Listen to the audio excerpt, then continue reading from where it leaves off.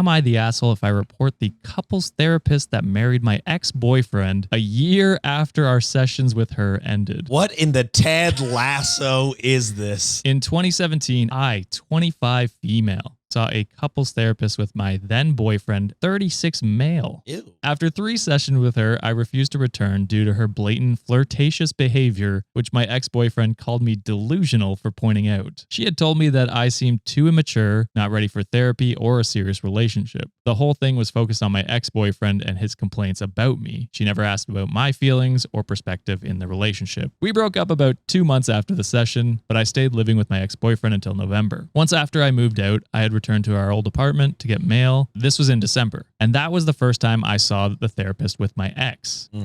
They happened to be getting ready to go out on his motorcycle and were both wearing full-face motorcycle helmets, but I knew from her body type and hair that it was her, along with my instinct, which suspected something was going on the whole time. But nevertheless, I moved on with my life. I just found out yesterday my ex got married due to a friend telling me about the photo he posted on Facebook. The photo was of him and my ex-therapist celebrating their 1-year wedding anniversary. I found her Facebook with a name change, and sure enough, they got married September 2018. This was less than a year after the breakup with my ex and barely over a year after our sessions with her ended. I'm considering filing a complaint with the American Counseling Association. My friends and mental health counselors I know say I have enough evidence. I'm not upset that my ex moved on, so have I. I thank the universe every day that I'm no longer with that narcissist. However, I feel deeply disturbed to find out he married our therapist, especially remembering all the harmful stuff she said to me in the session, which, to be honest, really messed with my head. I fear coming off as a bitter ex. Would I be the asshole? No, this sounds very unethical. You go there like super vulnerable and you're seeking professional help. They're in a position of power because you're bearing your all to them. And for them to weaponize what they know and for them to sneak in and start a relationship, it deserves to at least have an investigation so this therapist doesn't ruin anyone else in the future